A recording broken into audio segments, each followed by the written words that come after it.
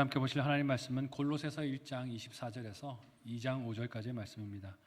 신약성경 324페이지 전으로 있습니다. 골로새서 1장 24절에서 2장 5절까지의 말씀을 저와 여러분이 한 절씩 번갈아 가면서 교독하시겠습니다.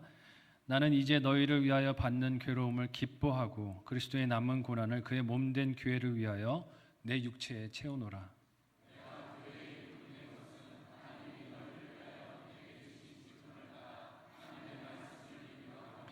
이 비밀은 만세와 만대로부터 감추어졌던 것인데 이제는 그의 성도들에게 나타났고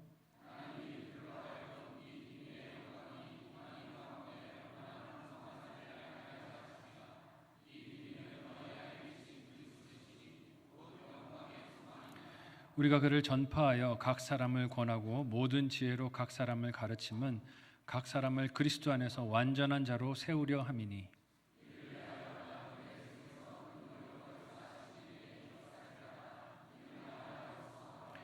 내가 너희와 라오디게아에 있는 자들과 물은 내 육신의 얼굴을 보지 못한 자들을 위하여 얼마나 힘쓰는지를 너희가 알기를 원하노니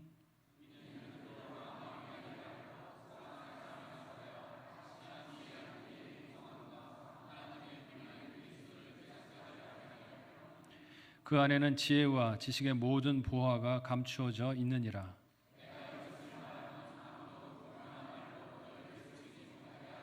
다 같이 읽겠습니다. 이는 내가 육신으로는 떠나 있으나 심령으로는 너희와 함께 있어 너희가 질서 있게 행함과 그리스도를 믿는 너희 믿음이 굳건한 것을 기쁘게 봄이라. 아멘. 옆에 앉은 분과 서로 인사 나누겠습니다. 사랑하고 축복합니다. 네. 날이 더우니까 사랑하고 축복합니다 하는데 벌써 지친 느낌이 이렇게 옵니다. 네. 옆 사람에게 한 번 더 이렇게 인사하겠습니다. 힘내세요. 함께 읽은 오늘 본문의 말씀을 가지고 풍성한 영광의 비밀이라는 제목으로 말씀 나누도록 하겠습니다. 지난 7월 7일 주일에 1127회 로또 당첨자 추첨이 있었다고 합니다.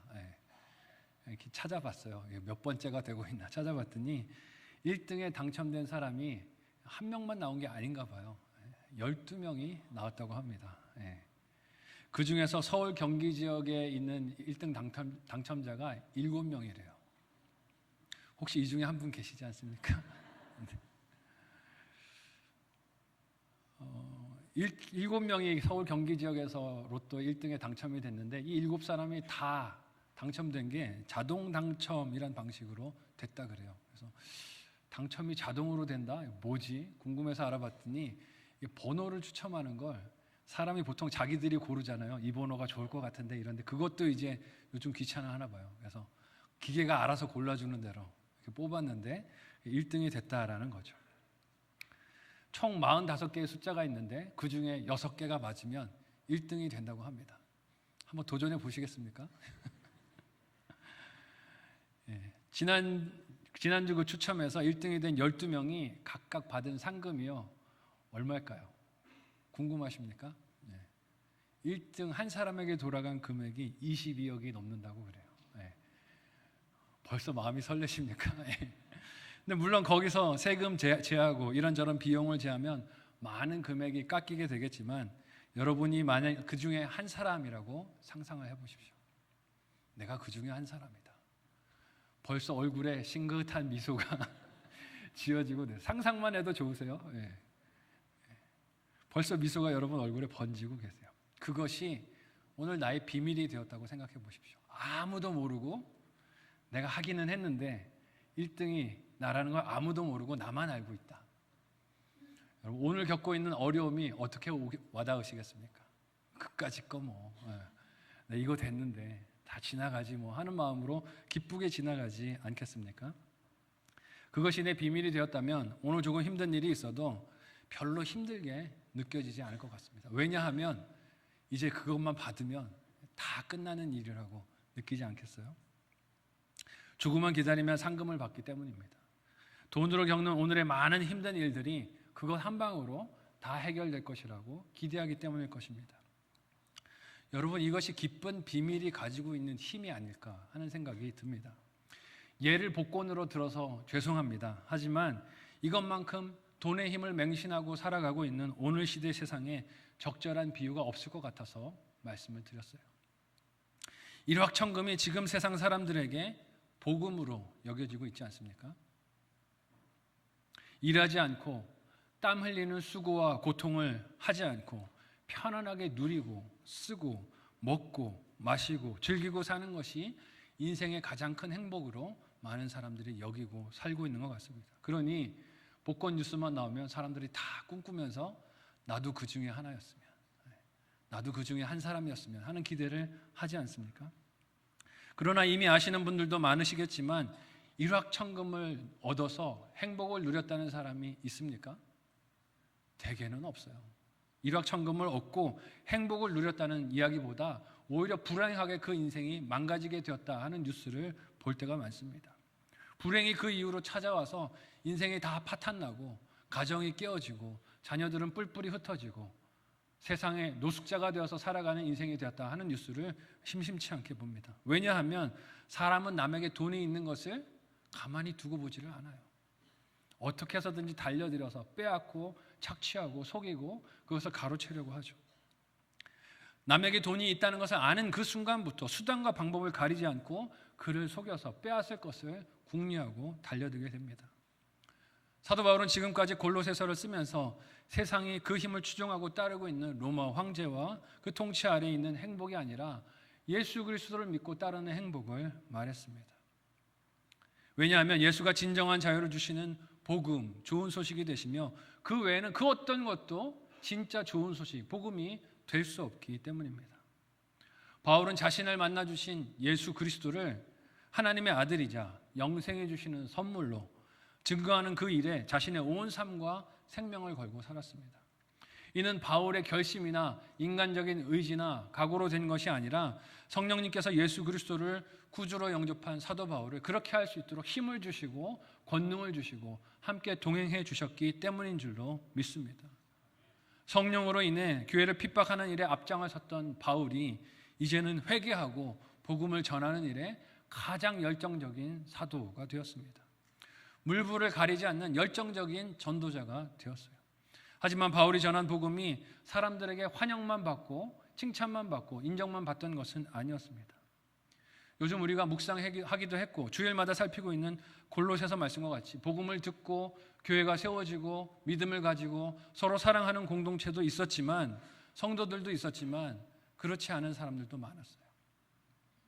복음을 듣고 미워하는 박해자들이 있었습니다. 이로 인해 사도 바울이 겪었던 고난은 이루 말로 다 할 수 없는 괴로움들이었어요. 고린도후서 11장 23절에서 27절까지 말씀에 사도 바울이 자신이 복음을 전하며 겪었던 고난과 괴로움을 이렇게 요약해서 정리합니다. 우리 같이 한 목소리로 읽어보도록 하겠습니다. 같이 읽습니다. 시작. 그들이 그리스도의 일꾼이냐 정신없는 말을 하거니와 나는 더욱 그러하도다. 내가 수고를 넘치도록 하고 옥에 갇히기도 더 많이 하고 매도 수없이 맞고 여러 번 죽을 뻔하였으니 유대인들에게 40에서 하나 감한매를 5번 맞았으며 3번 태장으로 맞고 1번 돌로 맞고 3번 파선하고 일주야를 깊은 바다에서 지냈으며 여러 번 여행하면서 강의 위험과 강도의 위험과 동족의 위험과 이방인의 위험과 시내의 위험과 광야의 위험과 바다의 위험과 거짓 형제 중에 위험을 당하고 또 수고하며 애쓰고 여러 번 자지 못하고 줄이며 목마르고 여러 번 굶고 춥고 헐벗었노라. 아멘. 복음 전한다고 다 환영해 준 게 아니라는 것이에요. 복음 전할 때 이렇게 매맞고 고생하고 먹지 못하고 자지 못하고 들에서 방황하면서 살았다라고 말하고 있습니다. 근데 이렇게 고생을 하면서도 사도 바울은 왜 복음 전하기를 포기하지 않았을까요? 동족인 유대인들에게는 협박을 당했습니다. 로마 제국에서는 이 사람이 사회의 무리를 일으키는 범죄자로 낙인이 찍혀서 지금 감옥에 갇혀 있어요. 그러나 바울은 예수 그리스도를 알리고 증거하는 일을 멈출 수가 없었습니다. 이유가 무엇입니까? 그 모든 고난과 괴로움을 뛰어넘는 예수 그리스도께서 사도 바울에게 좋은 소식이 되었기 때문인 줄로 믿습니다. 고난도 괴로움도 이 좋은 소식을 가로막을 수 없다는 것이죠. 그 기쁨이 골로새서를 감옥에서도 사도 바울로 쓰게 만든 것이에요. 오늘 말씀을 통해서 우리가 발견하는 풍성한 영광, 즉 복음의 비밀이 무엇인지 그 특징을 두 가지로 생각하고 함께 은혜 받고 우리의 삶에 적용하기를 원합니다. 첫 번째로요, 복음은 진정한 기쁨을 주신다라고 하세요. 함께 오늘 본문의 24절과 25절을 한 목소리로 우리 읽어보도록 하겠습니다. 같이 읽습니다. 시작. 나는 이제 너희를 위하여 받는 괴로움을 기뻐하고 그리스도의 남은 고난을 그의 몸된 교회를 위하여 내 육체에 채우노라. 내가 교회의 일꾼 된 것은 하나님이 너희를 위하여 내게 주신 직분을 따라 하나님의 말씀을 이루려 함이니라. 아멘. 여러분, 세상에 괴로운 거 좋아할 사람이 누가 있습니까? 할 수만 있으면 괴로운 건 피하려고 합니다. 사람이라면 누구나 괴로운 일이나 상황, 관계나 문제는 기뻐하기보다 슬퍼하고 어떻게 하면 거기서 도망갈까를 궁리하죠. 그 원인이 되는 환경, 사람 혹은 문제를 떠나고 싶지 그 자리에 계속 머무르고 싶은 사람은 아무도 없습니다. 거기에다 그 괴로움이 만일 내 문제가 아니라 남의 문제라면 어떻습니까? 내 문제 아니에요. 그래서 남의 문제이기 때문에 발만 빼면 이거 도망갈 수 있어요. 어떻게 합니까? 도망가죠. 잠시도 망설이지 않고 거기서 발을 빼려고 하는 것이 사람의 이기적인 본성일 것입니다. 우리의 기도 제목도 온통 나의 고난과 괴로움이 없어지게 해달라는 것들 아닙니까? 하나님, 저 너무 가난해요. 이 경제 문제 해결해 주세요. 저 너무 몸이 힘들어요. 건강 문제 해결해 주세요. 내 자녀들 좀 삶이 편안하고 안락해지게 도와주세요. 늘 그런 것들 구하지 않습니까? 근데 오늘 본문에서 사도 바울은 골로새 성도들을 위해서 받는 괴로움이 나는 기쁘다라고 합니다. 바울에게 골로새 성도들로 인해서 다가온 괴로움이 무엇이었습니까? 그들이 거짓 교사들로 인해서 속임으로 영향을 받아서 잘못된 신앙 때문에 힘들어한다는 이야기가 사도 바울의 마음을 아프게 했어요. 복음을 제대로 알기 위해서 골로새 성도들이 분투하고 믿음을 지키기 위해서 인내하고 있다는 소식이 사도 바울에게는 기쁨이기도 했지만 아픔이기도 했습니다. 도움이 필요한 상황을 들었지만 사도 바울이 지금 감옥에 갇혀서 갈 수가 없어요. 떨어져 있는 상황에 있습니다. 이것이 바울에게는 아픔이었을 것입니다.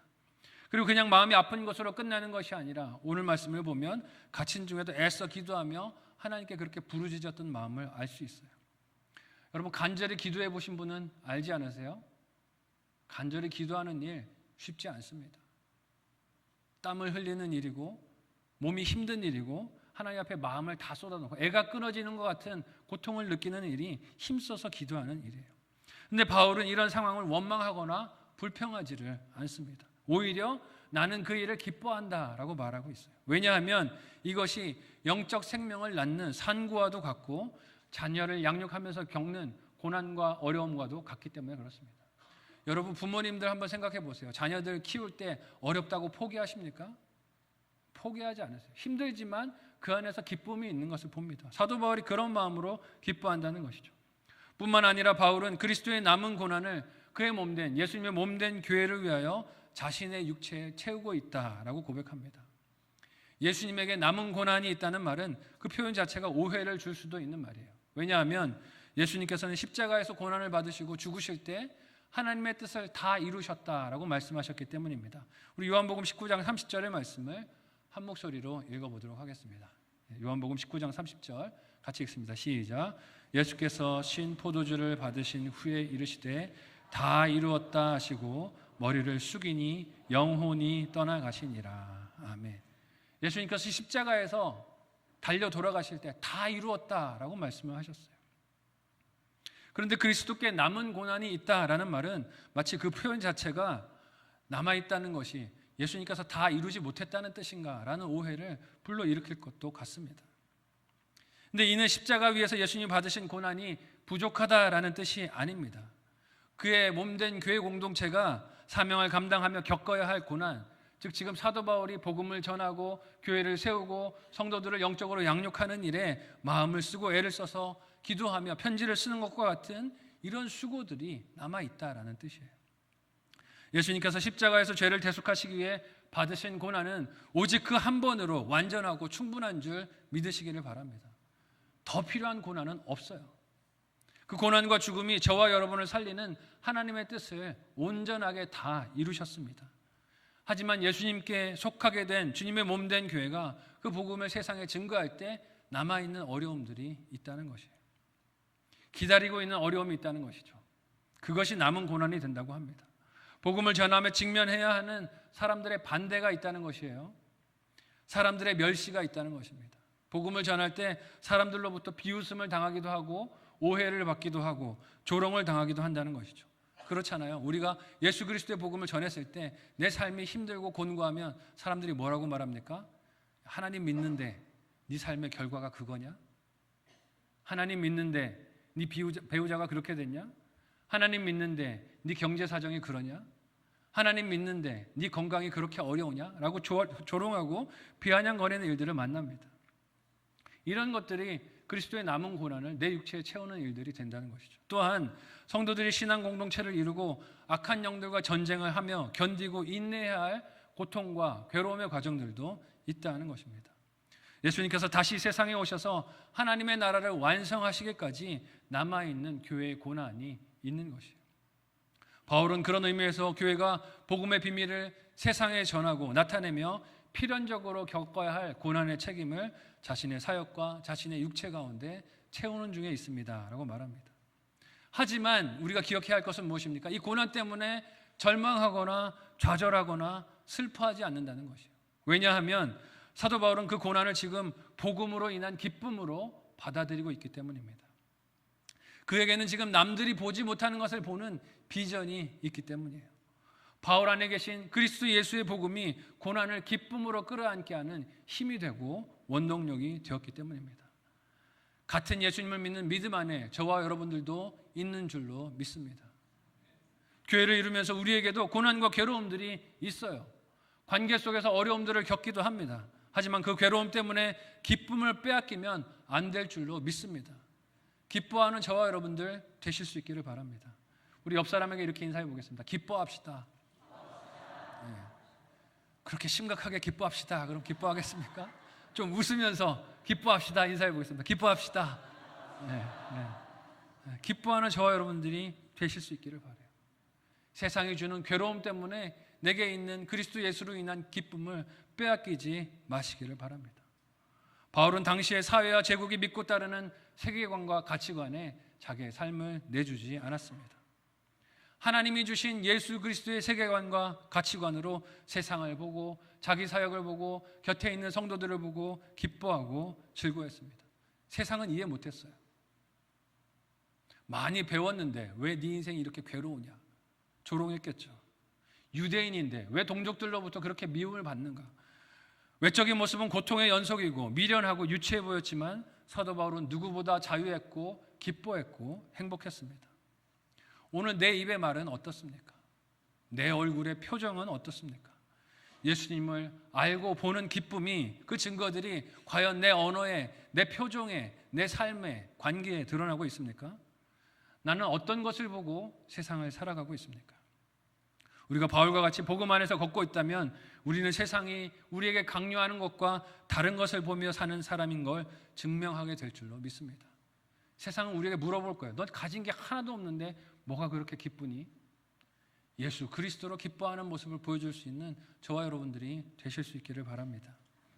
사람들이 기뻐하는 것과 전혀 다른 차원의 기쁨과 즐거움이 그 입에 있게 될 것입니다. 복음은 이렇게 이를 믿는 성도들에게 진정한 기쁨을 주세요. 왜냐하면 하나님을 위해서 포기하고 하나님을 위해서 고난받고 하나님을 위해서 희생하는 것들에 대해서 하나님은 슬픔과 탄식과 후회와 좌절과 서글픔을 주시는 것이 아니라 오히려 기쁨과 감사와 영광스러움과 즐거움과 환희와 같은 것들을 그 마음에 주시기 때문입니다. 복음으로 진정 기뻐할 수 있는 저와 여러분 모두가 되시기를 예수님의 이름으로 소원하고 축복합니다. 한번 생각하고 적용해 보시기를 바라요. 첫 번째 묵상 적용 질문을 드립니다. 첫 번째는요, 세상에 알지 못하는 기쁨이 있으십니까? 세상에 알지 못하는 기쁨이 있으십니까? 내 입으로 그 기쁨이 증거되고 있습니까? 한번 생각해 보시면 좋겠어요. 두 번째, 복음의 기쁨으로 이기는 슬픔과 근심과 고통이 있으세요? 그게 무엇입니까? 생각하고 자녀들과 목장에서도 좀 나눠보시면 좋겠어요.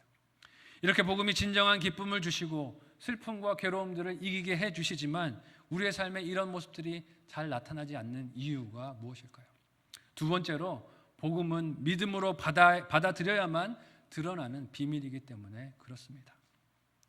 모든 사람의 눈에 처음에 딱 보자마자 다 보이는 것이라면 거기에는 비밀한 기쁨이 없을 것입니다. 보자마자 모두가 다 우와 좋다라고 하면 거기에 무슨 비밀이 있겠어요? 그냥 다 좋아하고 다 즐거워하면 끝입니다. 눈에 들어오는 순간 어느 누구나 경탄하고 알게 되기 때문에 그렇습니다. 근데 비밀한 것은 어떻습니까? 나중에 드러났을 때 와 그거였구나 알게 되는 기쁨이 있는 게 있어요. 저에게는 보이지 않던 예수님의 모습이 보여서 큰 기쁨을 주었던 사진이 하나가 있습니다. 한번 보여드릴게요. 여러분과 공유해드리려고 하는데요. 이 사진이었어요.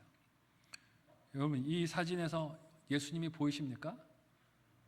예, 보이는 분들은 지금 웃고 계시고요. 안 보이는 분들은 표정이 띵하세요. 이게 뭐다냐. 네. 어디가 얼굴이란 거야? 하는 마음으로 보고 계신 분들도 계신 것 같아요. 가정 예배를 드릴 때 저희 가족들이 가정 예배를 드리는 새벽 6시에 제가 어렸을 때 이야기예요. 어머니, 아버지, 저와 제 동생이 4명이서 새벽 6시마다 이렇게 가정 예배를 드렸는데 어머니가 어느 날 이 사진을 딱 펼치시더니 예수님 보여? 하시는 거예요.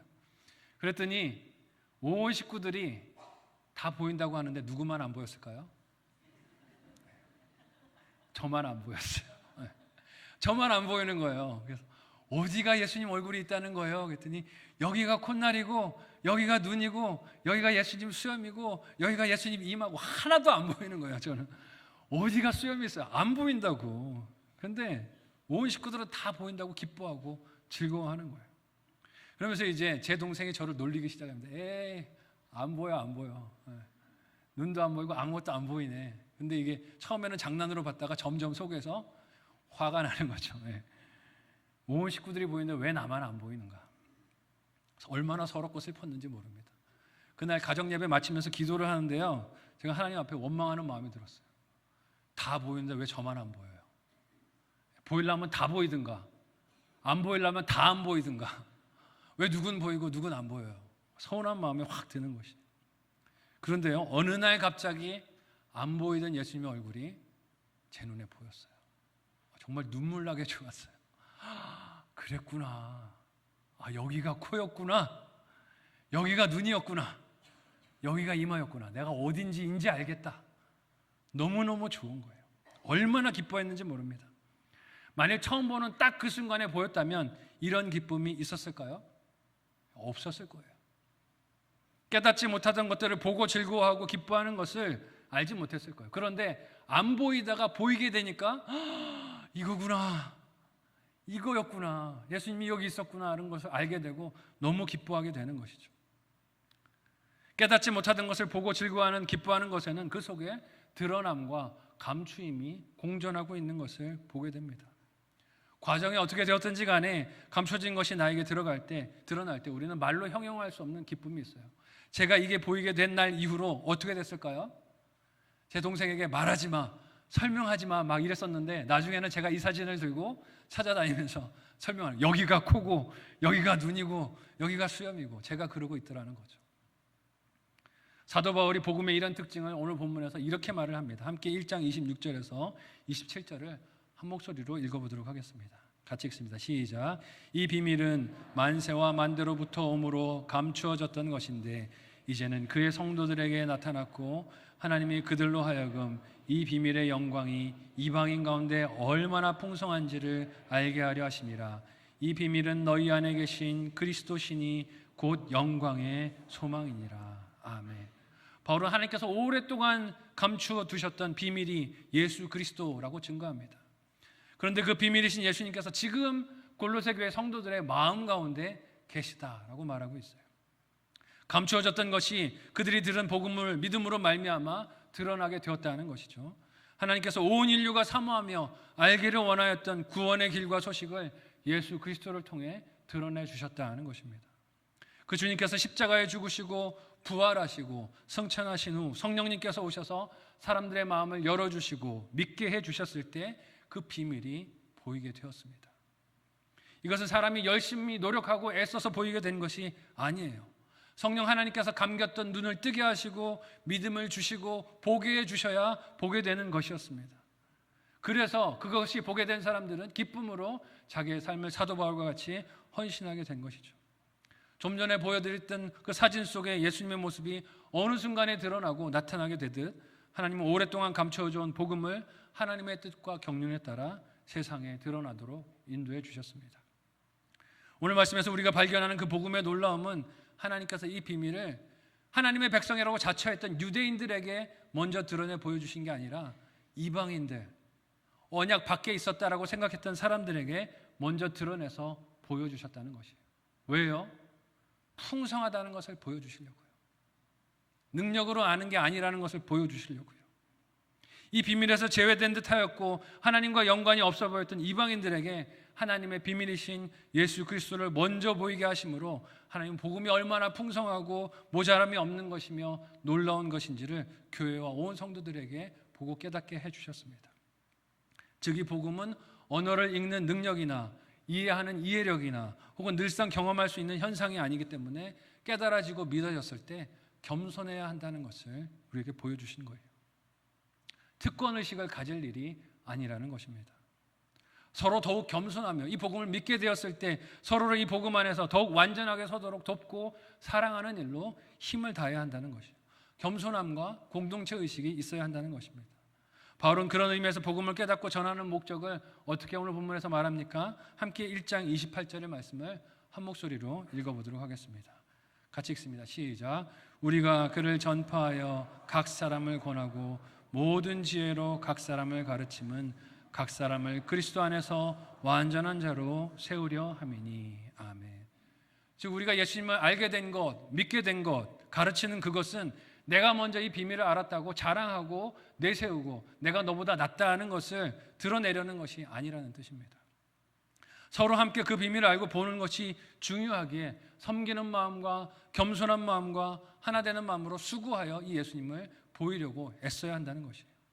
근데 교회 역사 속에서 많은 이단들이 이 예수님을 잘못된 가르침으로 하나님의 비밀인 이 예수를 마치 자신들만 아는 특권처럼 전할 때가 많았습니다.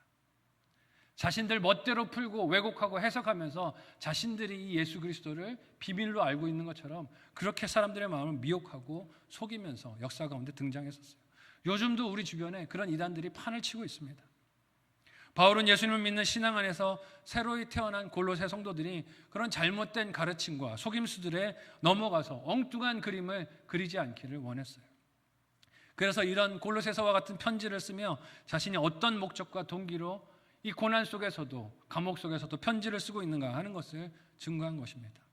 오늘 본문 2장 2절에서 3절은 이런 바울의 마음이 어디서 출발한 것이라고 말하고 고백하고 있습니까? 우리 같이 한 목소리로 2장 2절에서 3절까지의 말씀을 읽어보도록 하겠습니다. 같이 읽습니다. 시작.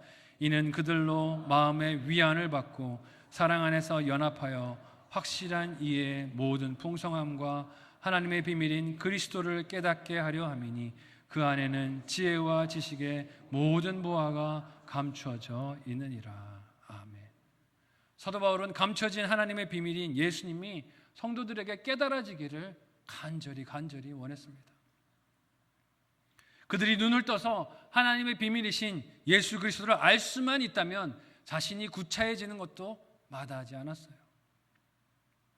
매맞는 일도 마다하지 않았습니다. 사람들로부터 모욕을 당하는 일도 그는 두려워하지 않았어요. 왜냐하면 그 자신이 먼저 그 비밀을 보게 되어 지금 크나큰 기쁨을 이 감옥 속에서도 누리고 있었기 때문입니다. 감옥에 갇힌 고난도 골로새 교회 성도들의 소식을 듣고 그 마음의 고난을 겪는 아픔과 괴로움도 예수 그리스도로 인한 기쁨을 가로막지 못했어요. 이런 세상에 빼앗을 수 없는 기쁨과 감격이 예수 그리스도의 복음으로 인해 저와 여러분에게 함께 하시기를 간절히 소원하고 축복합니다. 세상이 앗아가면 없어지는 그런 기쁨이 아니라 상황이 바뀌면 사라지는 그런 기쁨이 아니라 내 상황이 어떠하든 사라지지 않는 기쁨이 저와 여러분에게 넘쳤으면 좋겠습니다. 나의 삶에 무슨 일이 일어나든 무슨 어려움이 오든 무슨 고난과 괴로움이 있든 사라지지 않는 기쁨과 감격이 예수님으로 인해 저와 여러분에게 넘치시기를 간절히 소원하고 축복합니다. 한번 생각하고 적용해 보시기를 바랍니다. 마지막 묵상 적용 질문을 드립니다. 첫 번째는요, 어떻게 복음을 아셨습니까? 어떻게 복음을 아셨습니까? 그 기쁨이 지금도 나에게 있으십니까? 그 기쁨이 지금도 나에게 있으십니까? 생각해 보시면 좋겠어요. 두 번째, 알게 된 복음을 전하기 위해 감수해야 할 손해와 어려움은 무엇일까요? 알게 된 복음을 전하기 위해서 감수해야 할 나의 손해와 어려움이 무엇일까요? 생각해 보시면 좋겠어요. 오늘 말씀이 내 모습을 어떻게 비춰주고 있나 생각해 보십시오. 비밀이신 예수 그리스도를 알고 보고 믿어서 기쁨을 누리고 있는 삶을 살고 계십니까? 아니면 로또 1등보다도 못한 예수님을 알고 보고 바라보고 있습니까? 설교를 시작할 때 로또 얘기를 했을 때는 여러분의 표정이 밝았어요. 근데 예수님 얘기를 하니까 표정이 어두우세요. 바뀌어야 될 줄로 믿습니다. 로또가 좋은 소식이 아니라 예수님이 우리에게 진정한 좋은 소식이 되십니다. 복음 때문에 겪는 고난과 수고를 기쁘게 여기는 신비한 기쁨과 즐거움이 없다면요, 우리가 그리고 있는 복음은 전혀 실체와 상관이 없는 종교 생활일지도 모릅니다. 이 복음 때문에 서로를 위하고 연합하고 그리스도를 보게 하도록 돕는 사랑과 겸손함과 헌신함이 없다면 그 역시도 우리가 그리는 복음은 온전한 것이 아닐 수 있어요. 이 비밀을 보고 알고 믿어서 기쁘십니까? 복음 때문에 겪는 고난과 어려움도 그럼에도 불구하고 나에게 있는 감사와 기쁨을 감추지 못하도록 드러내는 통로가 되고 있습니까? 고난이 있어도 예수님 때문에 기뻐하고 감사할 수 있는 저와 여러분들이 되실 수 있기를 바랍니다. 그래야 세상 사람들이 와서 물어보는 거예요. 비결이 뭐야? 가진 게 하나도 없어 보이는데 왜 그렇게 기뻐하는 거야? 잃어버린 것밖에 없는 것 같은데 뭐가 그렇게 감사한 거야? 그때 알려줘. 예수 그리스도를 알려줄 수 있는 저와 여러분 모두가 되시기를 예수님의 이름으로 소원하고 축복합니다. 아멘. 함께 기도하겠습니다. 이 시간에 말씀을 기억하며 함께 기도할 때 하나님, 세상과 똑같은 기쁨, 감사, 즐거움을 찾아서 방황하지 않게 해주시고 오직 예수 그리스도로 감사하고 기뻐하는 우리가 되게 도와주옵소서. 이 풍성한 영광의 비밀인 예수 그리스도를 우리 안에 허락하여 주셨으니 누리고 나누고 전하는 일에 승리하는 인생 되게 도와달라고 합심하여 함께 기도하겠습니다. 하나님 은혜를 감사합니다. 우리를 사랑하셔서 예수 그리스도를 믿게 하여 주셨습니다. 그 예수님이 우리의 기쁨의 이유, 감사의 이유가 되게 하여 주셨사오니 이 예수님 붙들고 날마다 믿음으로 승리하고 감사하고 기뻐하는 우리의 삶이 되도록 도와주옵소서. 세상과 똑같이 갖지 못한 것 때문에 슬퍼하고 한탄하고 눈물 짓는 인생이 아니라 갖지 못하여도 예수 그리스도 때문에 기뻐하고 감사하며 내가 어려움과 환난을 겪어도 주님으로 인하여 감격하며 하나님 그렇게 행복한 하루하루를 걸어가는 인생이 되도록 도와주옵소서. 우리의 삶이 이 예수 그리스도의 신비한 기쁨을 보일 수 있도록 도와주시고 하나님을 알지 못하는 안타까운 영혼들을 주님 품으로 인도하는 일에 복되게 쓰임받는 창문으로 통로로 하나님 그렇게 헌신할 수 있도록 순종할 수 있도록 우리를 도와주시옵소서. 감사하며 예수님의 이름으로 기도합니다. 하나님, 세상이 좋아하는 것 누가 좋아하지 않겠습니까? 세상이 기뻐하고 즐거워하는 것 누가 기뻐하고 즐거워하지 않겠습니까? 그러나 우리는 예수님으로 인하여 기뻐하고 즐거워하는 신비한 기쁨과 즐거움이 있도록 도와주시옵소서. 그래서 하나님을 알지 못하는 안타까운 영혼들을 주님 품으로 인도하는 일에 우리의 삶이 또한 고난이 기도의 응답들이 복되게 쓰임받게 도와주시옵소서. 사도 바울과 같이 매여 있는 것 같은 환경들이 있습니다. 로마의 감옥에 갇힌 것처럼 여러 가지 가족의 관계 속에 또 경제적인 문제 속에 건강과 질병의 문제에 갇혀있는 성도들 주께서 불쌍히 여겨주시고 그럼에도 불구하고 샘솟는 기쁨이 그 가운데 넘치게 하여 주셔서 영혼을 구원하고 살리는 일에 아름답게 쓰임받는 우리의 삶이 되게 도와주시옵소서. 감사하고 축복하며 예수님의 이름으로 기도합니다. 아멘.